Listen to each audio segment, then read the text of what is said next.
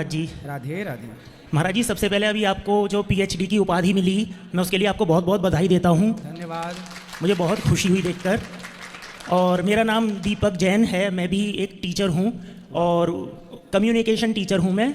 जी। तो हमारा सारा दिन वाद विवाद होता रहता है क्योंकि कम्युनिकेशन का टीचर हूँ इसलिए। बिल्कुल। तो मेरे पास में जाहिर सी बात है फिर सभी धर्मों के छात्र आते हैं। बिल्कुल। तो धर्म भी अपने आप में एक विषय है जिस पे चर्चाएं होती हैं। बिल्कुल होनी ही चाहिए। तो महाराज जी, मेरे कुछ प्रश्न हैं, एक नहीं कई हैं, कुछ हैं। तो उनमें से एक मेरा यह जानना था महाराज जी, जैसे किसी अन्य धर्म के अगर लोग हैं और वो हिंदू धर्म में अगर आते हैं तो उनको हिंदू धर्म में कौन सी जाति मिलेगी? उदाहरण के तौर पे जैसे मुसलमान या ईसाई होते हैं और कन्वर्ट हो जाते हैं तो उनको हमारे यहाँ जाति कौन सी मिलेगी फिर? उनको वही जाति मिलेगी जिस जाति पर वो पहले उनके पूर्वज थे। तो जिस हमारे यहाँ जो मुसलमान बने हिंदू, वो पहले जो जाति पर थे वो बने। अब जिस जाति पर आप थे उस जाति से आप दूसरी जगह चले गए तो अब वापस आके अपनी ही जाति में स्थापित हो जाइए, जहाँ से गए थे वहीं आइए। तो इसका पता कैसे चलेगा, क्योंकि उनको तो नहीं पता होगा उस जाति का इतना पुराना। हाँ, ये बात आपकी ठीक है कि यदि किसी को पता ना हो तो फिर कौन सी जाति अपनाई जाए। हाँ, तो वो जाति का विश्लेषण बाद में हो जाएगा। पहले जो आने वाले हैं उनको लाया जाए और जो लाने वाले आचार चरण हैं या जो भी हैं, हाँ। वो ही एक विचार कर लें कि ये किस योग्य है। हाँ। तो जिस योग्य वो है उसे उसमें भेज दिया जाए। तो उसमें योग्यता के आधार पे जाति को मानेंगे, फिर जन्म के आधार पे नहीं मानेंगे? ना ना, वहाँ पर जो डिसाइड होगा, देखिए मूल तो देखिए जो है सनातन वो तो है। हाँ। अब कुछ क्या होता है कि फसल किसान जब बोता है ना, तो जब फसल कटती है तो उसमें उच्च कोटि का गेहूं या उच्च कोटि के चावल या चने, हाँ। धान अलग कर ली जाती है और जो हल्का दाना रहता है वो भी रहता है, लेकिन वो उसके साथ उससे अलग ही कहलाएगा वो। तो आप सनातन सबसे श्रेष्ठ है। यदि आप सनातन धर्म वाले हैं तो आप सनातनी हैं तो श्रेष्ठ हैं। हाँ। अब यदि आप गए हैं और वापस आए हैं तो फिर जो यहाँ की व्यवस्था है उस व्यवस्था का पालन तो करना ही पड़ेगा। सही है ना। तो जो व्यवस्थाएं हैं वो सबके लिए हैं और व्यवस्थाएं आप गए ही क्यों, आप परिणत ही क्यों हुए। अब देखो फिर ऐसा होगा कि यदि कोई लड़की आई, हाँ। या कोई लड़का आया तो फिर उससे कोई विवाह किया हो तो जिससे फिर विवाह होगा फिर वो वहाँ सेट हो जाएगा। ऐसी व्यवस्थाएं हैं और इस पर विस्तृत जो जानकारी है, हाँ। वो जब वो आएंगे तो देखा जाएगा कि ये कौन लोग हैं, इनके पूर्वजों पर विचार किया जाएगा तो वो निकल जाएगा। हर चीज़ का विचार होता है, तो जब विचार आप करते हैं तो उसके निष्कर्ष तक आप पहुंचते हैं। और उनका फिर विवाह किस आधार पे होगा, मतलब यानी किस जाति में होगा?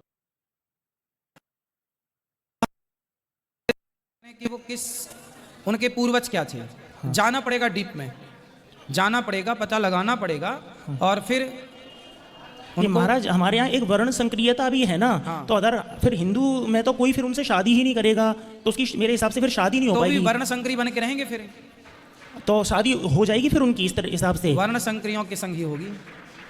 अच्छा भाई, आप ही क्यों स्वीकार करेंगे किसी को? हाँ। तो जो वर्ण संकरी हैं वो वर्ण संकरी ही विवाह करेंगे। इसलिए हमारे हिंदू धर्म में आज तक कभी ये नहीं कहा गया कि आप हमारे धर्म में आ जाओ। हम तो ये कहते हैं आप जिस धर्म में जहाँ हो वहीं रहो और वहीं रह के अच्छे कार्य करो, भगवान का चिंतन करो। महाराज जी, एक प्रश्न और है। जैसे आप ही ने कहा था कि हमारे जैसे सनातन में अंतरजातीय विवाह से वर्ण संक्रियता आती है। हाँ। और ये धर्म कहता है। तो फिर मैं ये जानना चाहता हूँ कि जैसे हमारे पांडवों में अर्जुन और फिर द्रौपदी की शादी क्यों हो गई थी? क्योंकि फिर वहाँ पे भी वर्ण संक्रियता होती। फिर कैसे वर्ण संक्रियता है वहाँ? क्योंकि उस समय जो अर्जुन थे वो एक तरह से फिर पंडित और फिर ब्राह्मण में शादी हो गई थी ना उस समय पे। ना ना, द्रौपदी क्षत्रिय हैं। हाँ। और पांडव भी क्षत्रिय हैं। हाँ, वैसे क्षत्रिय, लेकिन उस समय जब अर्जुन ने वो स्वयंवर को जीता था तो उस समय वो ब्राह्मण के वेश में थे। ब्राह्मण वेश में नहीं थे, ये बात वहाँ पर भगवान सब जानते थे। और द्रौपदी भगवान की बहन थी। हाँ। तो भगवान ने बता रखा था, इसलिए तो कर्ण भी तैयार हो गए थे कि मैं मछली की आंख में बाण मार दूंगा, पर द्रौपदी ने मना कर दिया। लेकिन आसपास जैसे इतने राजा बैठे हुए थे, उनको नहीं पता था कि ये ब्राह्मण नहीं है, तो वो फिर वहाँ पे ऑब्जेक्ट करते ना, अगर ऐसा होता तो शायद। देखो, द्रौपदी कोई सामान्य स्त्री नहीं थी। सामान्य स्त्री से तुलना ना की जाए, अग्नि से प्रकट है वो। हाँ। तो उनकी दृष्टि से तो कोई नहीं बच सकता कि कौन क्या है कौन क्या नहीं है। हाँ। तो उनका चयन था। और अर्जुन उस समय क्षत्रिय ही थे और द्रौपदी भी क्षत्रिय थे, द्रुपद राजा क्षत्रिय थे, तो उनका संयोग हुआ, विवाह हुआ, उसमें कोई दिक्कत नहीं। नहीं, सच्चाई तो यही है, वो क्षत्रिय थे। हाँ। लेकिन अगर ये एक ऑब्जेक्शनेबल बात होती तो वहाँ पे विरोध हो जाता इस बात का, क्योंकि ये अगर धर्म संकट है और वर्ण संक्रियता है तो दूसरे राजा ये अपोज करते कि ये भाग ले ही क्यों रहा है स्वयंवर में, जैसे कर्ण का भी किया द्रौपदी ने उस समय पे। भाई कर्ण भी तो वहां थे ही ना। हाँ। कर्ण थे, इसमें से किसी को ऑब्जेक्शन नहीं था। हाँ। तो फिर अर्जुन के होने से किसी को ऑब्जेक्शन क्यों होगा? खुद कर्ण को ही होना चाहिए था कि ये ब्राह्मण होकर के ये भाग ले ही क्यों रहे हैं, क्योंकि कर्ण को भी नहीं पता था कि ये अर्जुन है। हाँ भाई, वहां ब्राह्मण सब बैठे तो सभी थे। हाँ उस सभा में तो सभी थे। हाँ तो जब सभी थे, जब कोई नहीं कर पाया कार्य, हाँ। तो फिर अर्जुन, और अर्जुन थे वो द्रौपदी जानती थी, तीसरा जाने ना जाने, अच्छा फिर मियाँ बीबी राजी तो क्या करें। अच्छा, मैं एक सवाल और पूछूं? हाँ पूछो। अच्छा महाराज, मैं ये जानना चाहता हूँ कि जैसे हाँ, मैं बुद्ध के बारे में जानना चाहता हूँ कि जो भगवान बुद्ध हैं वो विष्णु जी के 9वें अवतार हैं शायद ना जी। तो क्या ये सच है कि वो वाकई में उनके अवतार हैं, क्योंकि वो वेदों के विरोधी थे, और अगर वो भगवान थे तो वेदों के विरोधी क्यों थे? देखो, भगवान 21वें अवतार हैं, बुद्धावतार, 9वें नहीं, 10 अवतार में 9वें नंबर पे आते हैं। हाँ। और टोटल जब 24 अवतार करेंगे तो उसमें 21वें नंबर पर बुद्धावतार हैं भागवत जी के अनुसार। अच्छा तो जो बुद्ध भगवान हैं वो वेदों के विरोधी नहीं थे। जो बौद्ध हुए हैं हाँ। वो वेदों का विरोध किए। अच्छा, बुद्ध भगवान ने क्या किया उस समय? वेद, जैसे आज क्या होता है कि आप कई देश के कोने में, भारत के कोने में जाएंगे तो वहाँ क्या देखेंगे, कुछ लोग मंदिरों पर बकरे की बलि चढ़ाते हैं। हाँ। देवी और देवताओं के नाम पर। आप ही बताइए, क्या बकरे की बलि चढ़ाना गलत है? सही है? गलत है। गलत है। ऐसे इसी अज्ञानवश, अब जो मंदिर में बकरे की बलि चढ़ाना, ये सब गलत है। उसी तरह पहले यज्ञ जब होता था ना तो सैकड़ों बलि चढ़ा देते थे, भैंसे की, बकरे की और न जाने क्या। तो बुद्ध भगवान ने देखा कि भाई ये तो गलत है। तो उनसे पूछा, क्यों भाई आप ये सब क्यों कर रहे हो? उन्होंने कहा, भाई हमारे वेद में लिखा है। तो बुद्ध भगवान ने कहा, वैसे बुद्ध भगवान, मैं जानता हूं कि वेद में ऐसा कहीं नहीं लिखा। तो भगवान ने बोल दिया कि यदि तुम्हारे वेद में ऐसा लिखा है हत्या करना, तो मैं नहीं मानता तुम्हारे वेद। ये बात इसलिए कही गई ताकि वो लोग उस गलत काम से बचें। फिर बाद में उनके अनुयायियों ने मान लिया कि अरे हमारे गुरुजी तो वेदों को नहीं मानते, चलो अपन भी नहीं मानते। तो बाद में वो परंपरा बन गई। बुद्ध भगवान वेदों को नहीं मानते थे ऐसा नहीं है, वो वेदों को मानते थे, पर समाज। अब जैसे आप किसी मंदिर में जाएं और वहां बकरे की बलि चढ़े, तो आप क्या कहेंगे? भाई ऐसे देवता को मैं नहीं मानता। तो आप तो ये बात इसलिए कहेंगे ना ताकि ये हत्या बंद हो जाए। और महाराज एक इसमें बुद्ध जी के बारे में, जैसे हमारे श्रीमद् वाल्मीकि रामायण में ये लिखा गया है कि जो बुद्ध हैं वो चोर हैं। ना, वो देखो, फिर बहुत नाम होते हैं। अब राम नाम के आपको लाखों लोग मिल जाएंगे भारत में। इनका भी नाम राम है, इनका भी नाम राम है। तो अब राम तो भगवान राम है, फिर उसके बाद बहुत राम हुए। उनमें बिल्कुल ऐसे लिखा है, तथागत बुद्ध जो हैं वेद विरोधी, तो वो चोर हैं, इस तरह से। ऐसा नहीं। तो फिर मुझे लगा कि एक तरफ हमारा धर्म कहता है कि वो अवतार हैं। भगवान श्री कृष्ण को भी चोर कहते हैं, चित्त चोर नाम है। उनके चोर होने से तो किसी को ऑब्जेक्शन नहीं है। तो भगवान तो चोर है ही, पर वो चित्त की चोरी करते हैं। भगवान भक्त के मन को चुराते हैं। हमारा एक आखिरी प्रश्न और है मेरा, जैसे हमारा धर्म सनातन है और सबसे पुराना है, सर्वश्रेष्ठ भी है, तो इस बात पे मेरा आर्ग्यूमेंट भी होता है, तो मैं तो इसी का पक्ष लेता हूँ, जाहिर सी बात है। तो फिर एक प्रश्न होता है कि सनातन और सबसे पुराना होने के बावजूद भी हम लोग मतलब संख्या में इतने मतलब कम क्यों रह गए? अगर वैश्विक तौर पे देखा जाए तो फिर जैसे सबसे पहले क्रिश्चियंस की संख्या आती है, फिर इस मुसलमानों की आती है, फिर हमारा जैसे तीसरे या चौथे नंबर पे इस तरह से आता है। तो अब ये पहले पे होना चाहिए था, तो ऐसा क्यों नहीं? अच्छा बताओ, जंगल में गीदड़ ज़्यादा होते हैं कि शेर ज़्यादा होते हैं? बताओ। तो शेर तो कम ही होते हैं, तो जो कम होंगे वो शेर हैं, जो ज़्यादा होंगे वो गीदड़ हैं। तो कम ठीक है ना, ज़्यादा बढ़ा के क्या करोगे? भाई सब सनातनी था, पूरा भारत से उत्तर से दक्षिण, पूरब से पश्चिम, सब सनातनी था। बाद में कन्वर्जेशन इतना हुआ, इतना, अब हमारा देश 700 साल तक लगभग गुलाम था, कुछ अंग्रेजों के हाथ, कुछ मुगलों के हाथ से टोटल। अब इतने वर्ष तक आप गुलामी करेंगे और इतने तलवार की नोक पर आपको गर्दन पर रख के कहा जाएगा कि धर्म। आज जितने भी लोग हैं, जिन सबसे पहला जो प्रश्न आपने किया वो मैंने इसलिए बोला कि आप वापसी आइए, क्योंकि पूरा पहले सनातन था, बाद में कन्वर्ट होते होते होते हुआ क्या, मैं इसकी गहराई पर आपको ले जाके बात समाप्त कर दूं। हमारे पूरी दुनिया में एक ही देश केवल भारत। हाँ। पूरब से इस धरती पर जहां जिसका पांव रखा, ना कोई लंदन, ना कोई अमेरिका, ना कोई फ्रांस, ना कोई जर्मनी, ना कोई जापान, कोई नहीं था। पूरब से पश्चिम, उत्तर से दक्षिण, जहां आपका पांव रुक जाए, मतलब जम जाए, जहां पांव रखने की जमीन है वो सारी धरती भारत की थी। केवल तिब्बत और चाइना आधा और बांग्लादेश और भूटान और नेपाल ही नहीं, पूरी धरती भारत की थी। बाद में क्या हुआ कि जाना आना हुआ नहीं सब जगह। हुआ क्या कि हमारे देश में जो राजा थे उन्होंने क्या किया कि जो आदमी गलत हुआ करता था, जैसे किसी ने किसी के साथ अत्याचार किया, गलत कर लिया, तो उनको देश निकाला देते थे। तो उनको बोलते थे जाओ, देश निकाला मतलब समुद्र के पार जाओ। तो उनको नाव में बिठा के समुद्र के पार भेज देते, बोले दिखना मत यहाँ। तो वो जो भाग भाग के डर के मारे भागे, जिसकी नाव जिस टापू पर रुकी वो वहां रहते रहते रहते रहते वहां वो विस्तृत हो गए। बाद में वो देश हो गए, छोटे छोटे देश हो गए सब। तो जो जिस टापू में रुका वो उस देश, अमेरिका में जो रुका वो अमेरिकन हो गया, जापान में जो रुका वो जापानीज हो गया, जो वहां रुका फला फला देश बनते गए। ये सब भारत के ही पहले थे, सब गलत काम करके सबको देश निकाला दिया। तो बाद में फिर ये वहाँ की हवा, वहाँ का वातावरण, वहाँ की भाषा, अपने आप चीज़ें कन्वर्ट होती चली गई। तो था तो मूल में सनातन, लेकिन बाद में सब बदलता चला गया, लेकिन फिर भी बचा है। महाराज इसके अलावा जैसे अपने धर्म में मुझे एक कमी नजर आती है, हाँ। जिसपे मुझे झुकना भी पड़ता है, क्या? वो है जातिवाद। बहुत बड़ी कमी। नहीं, कमी नहीं है ये एक व्यवस्था, इसे आप समझो और इसे समझाओ। हमारे धर्म में कमी कुछ भी नहीं है। हमारे धर्म की व्यवस्था को लोग समझ ना पाए तो हम क्या करें? आप बच्चों को खूब पढ़ाएं पर बच्चे ना समझ पाए तो टीचर की गलती नहीं है, बच्चों की गलती है। उसी तरह अपने धर्म को ना समझ पाओ, ये आपकी गलती है, धर्म की गलती नहीं है। हमारे यहाँ जातिवाद नहीं था, समझो आप। हमारे यहाँ जातियां हैं, जातियां 4 हैं, ब्राह्मण, क्षत्रिय, वैश्य, शूद्र। और ये 4 जातियां नहीं, 4 प्रकार हैं। ब्राह्मण कोई जाति नहीं है, ब्राह्मण की व्यवस्था है। वेद पढ़ना, वेद पढ़ाना, यज्ञ करना, यज्ञ कराना, ये व्यवस्था। क्षत्रिय की व्यवस्था है, युद्ध करो, तलवार लो और लड़ो।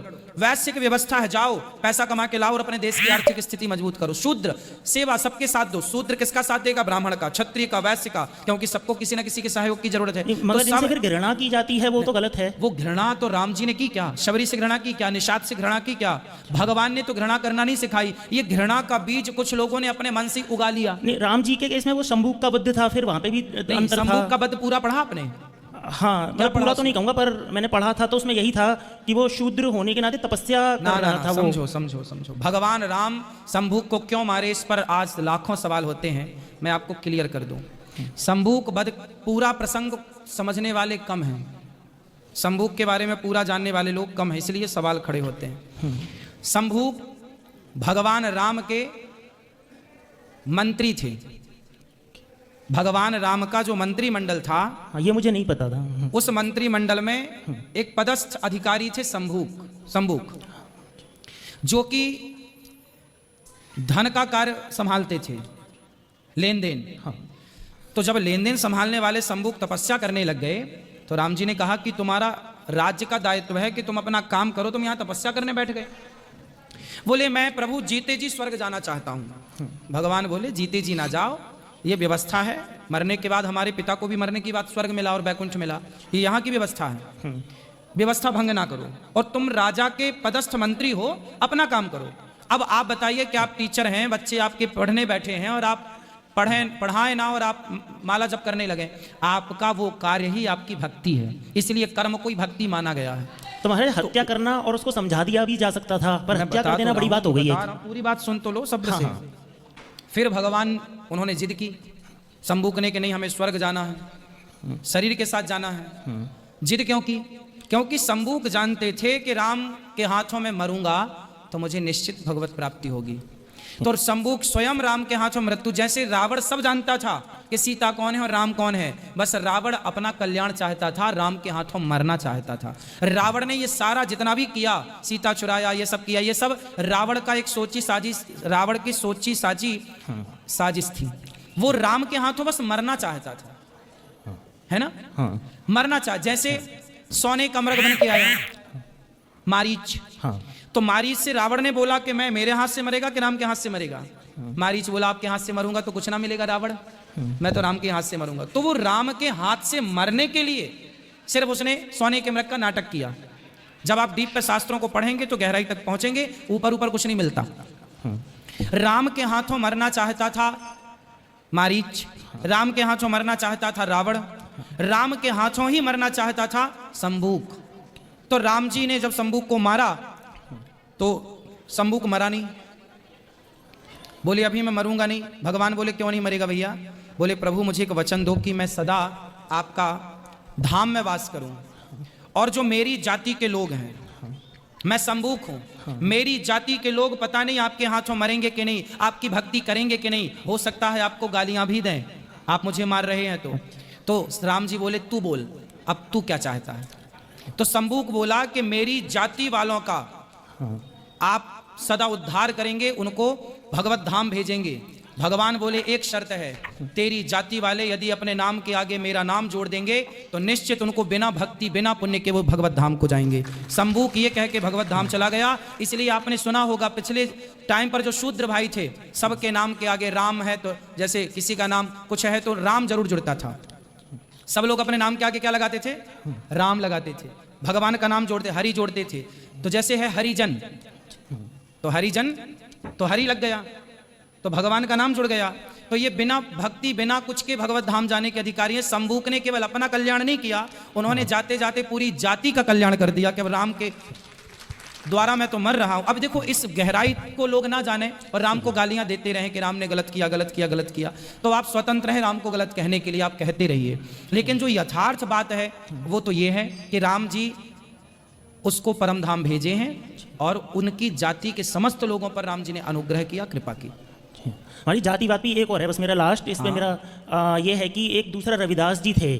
तो हमसे ये प्रश्न होता है कि अगर जातिवाद नहीं है, ये तो मेरा क्लियर हो गया राम जी वाला, तो ये रविदास जी थे तो उनको जातिवादी की सजा ही मिली थी, जिसकी वजह से वो रविदास जी अगले जन्म में बने, वो आपको पता ही होगा।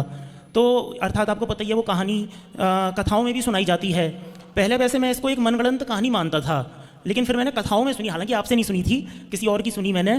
तो मैंने कहा फिर तो कुछ तो फिर इसमें ये कहानी ऐसी है, मैं सच माने तो भी जातिवाद होता है और इसको मैं झूठ मानूं तो भी, क्योंकि उनको इस बात की सज़ा मिली थी कि उन्होंने पिछले जन्म में एक चरमकार का खाने का सामान भोग में मिला दिया था। तो अर्थात वही कि चरमकार का सामान अगर भोग में मिल भी गया तो फिर ऐसे फिर ये जातिवादी वाली बात ही हुई ना कि चरमकार का सामान भोग में क्यों नहीं मिलेगा, इस तरह से। और फिर उनको सजा दी तो अगले जन्म में वो चरमकार के घर में पैदा हुए। तो फिर वो बताते हैं कि उन्होंने अपनी माता का दूध नहीं पिया था। ठीक है। तो एक माँ बेटे में भी जाति तो नहीं होनी चाहिए, तो फिर उन्होंने अपनी माँ का दूध जो है क्यों नहीं पिया? इसलिए कि वो चरमकार हैं। तो माँ बेटे में भी जाति की बात आ गई यहाँ पे, जो मुझे सुन के अच्छा नहीं लगा। रामानंदाचार्य जी ने आकर के बोला था ना कि पी लो दूध, तो बाद में पिया था ना। हाँ, जब उन्होंने बोला, हाँ, मगर पहले मना। बात ये नहीं थी, बात ये थी कि जब तक गुरुजी आकर आज्ञा नहीं देंगे तब तक मैं दूध नहीं पीऊंगा। ये बात थी कि गुरुजी आकर जब तक आज्ञा नहीं देंगे तब तक मैं दूध नहीं पीऊंगा। तब तक अपनी माँ का दूध नहीं पिया था उन्होंने, जब तक रामानंदाचार्य जी ने आकर के नहीं बोला कि बेटा दूध पी लो। हाँ। तो जब रामानंदाचार्य जी ने आकर बोला तब भक्त रैदास जी ने माँ का दूध पिया। हाँ, ये मुझे पता है, लेकिन उसके पहले ये प्रश्न उठता है कि नहीं जो पिया तो वो ऐसा क्यों किया कि मैं नहीं पीऊंगा? भाई गुरु आज्ञा चाहते थे ना वो, क्योंकि पक्के चेला थे। हाँ। भगवान के। हाँ। रामानंदाचार्य जी के। तो वो चाहते थे कि मुझे दंड मिला है इस योनि में। हाँ। तो गुरु की आज्ञा मिले और गुरु का दर्शन। इसलिए रामानंदाचार्य जी ने जिस दिन वो पैदा हुए थे, अब आप लोग कहते हैं ना कि गुरु मंत्र कब लेना चाहिए, तो रविदास जी संत रैदास जी जिस दिन पैदा हुए उसी दिन उन्हें गुरु मंत्र दिया गया था।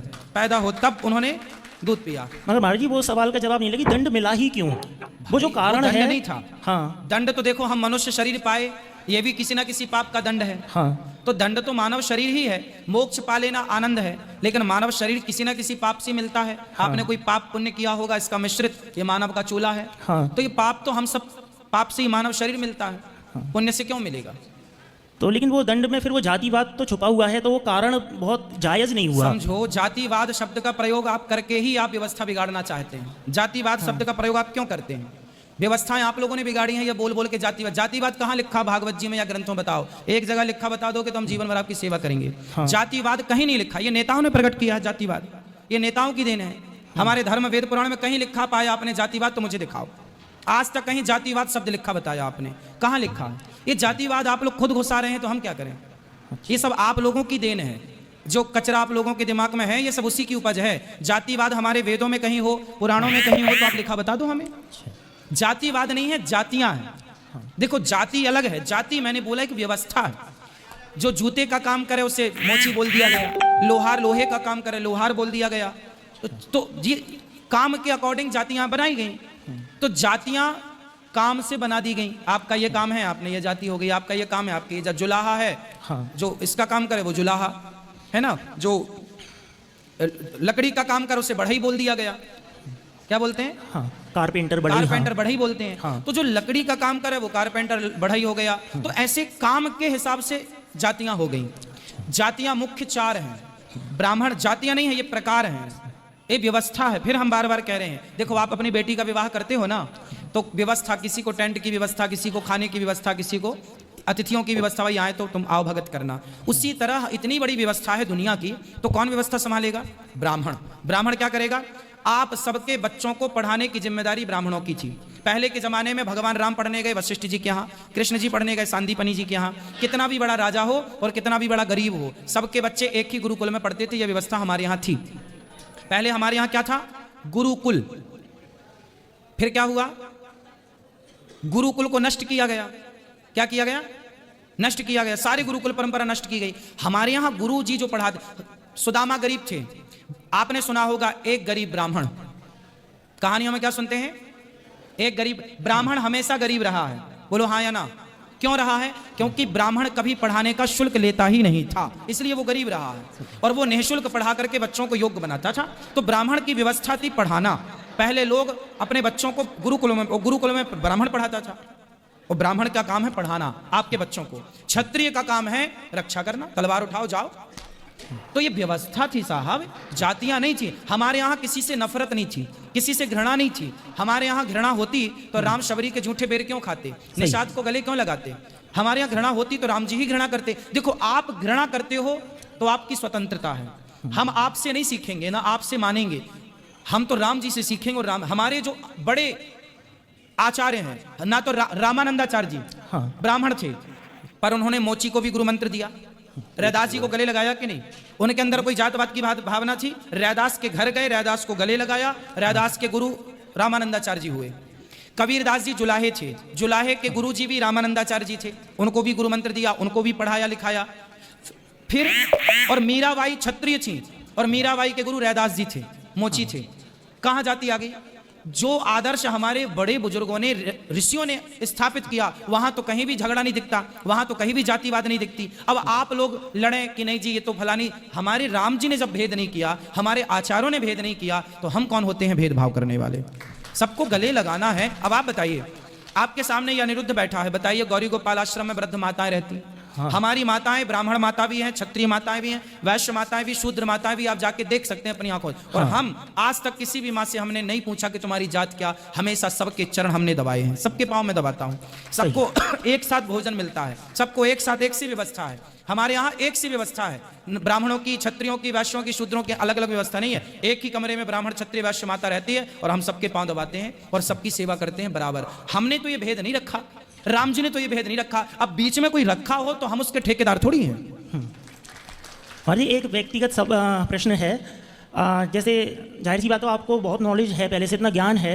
मान लीजिए आपको किसी से प्रश्न पूछने का मौका मिले, कोई बहुत ज्ञानी व्यक्ति है, तो आप जैसे व्यक्ति का प्रश्न क्या होगा जिसकी आपको बहुत जिज्ञासा हो? हम लोगों के प्रश्न तो जो होते हैं ना, वो सबके पास पूछे नहीं जाते, और वो प्रश्न ही, मैं जानता हूँ ये व्यक्तिगत सवाल है। हाँ। आप चाहें तो जवाब ना भी दे सकते हैं, परंतु हम लोगों के जो प्रश्न होते हैं वो केवल बहुत गहराई के होते हैं, और वो हमारे गुरुजन ही बता पाते हैं। तो हम कभी गुरुजी के दर्शन करने जब जाते हैं तो वो प्रश्न हम पूछते हैं, वो गुरुजी हमारे उत्तर देते हैं। तो जो श्रेष्ठ आचार्य चरण होते हैं ना, बहुत सारे प्रश्न हैं जो हम लोग उनसे डिस्कस करते हैं। तो बहुत सारी चीज़ें हैं, जैसे शास्त्रों में, अब जैसे आप संबूक की बात किए। हाँ। तो संबूक पर भी हम लोग गुरुजनों से बहुत डिस्कस कर चुके हैं पहले। बहुत सारी बातें क्या है, आप लोग केवल एक ग्रंथ पढ़ते हैं, जैसे वाल्मीकि रामायण आपने पढ़ी। हाँ। संबूक का चरित्र केवल वाल्मीकि रामायण में नहीं है, अन्य पुराणों में भी है। अच्छा। उसकी पूरी गहराई तक जाने के लिए जो मैंने बताया, ये वाल्मीकि रामायण में नहीं है। अच्छा। ये अन्य पुराणों में है। अब क्या है, एक आदमी का नाम, एक कथा ना 18 पुराणों में होती है, और 18 में जरा जरा अलग अलग होता है, थोड़ा इसमें अलग थोड़ा। तो उस एक रहस्य को समझने के लिए 18 जगह जाना पड़ता है, उसमें खोजना पड़ता है कहाँ है, और इसके बाद भी वो समझ में ना आए तो फिर गुरुजनों से पूछना पड़ता है।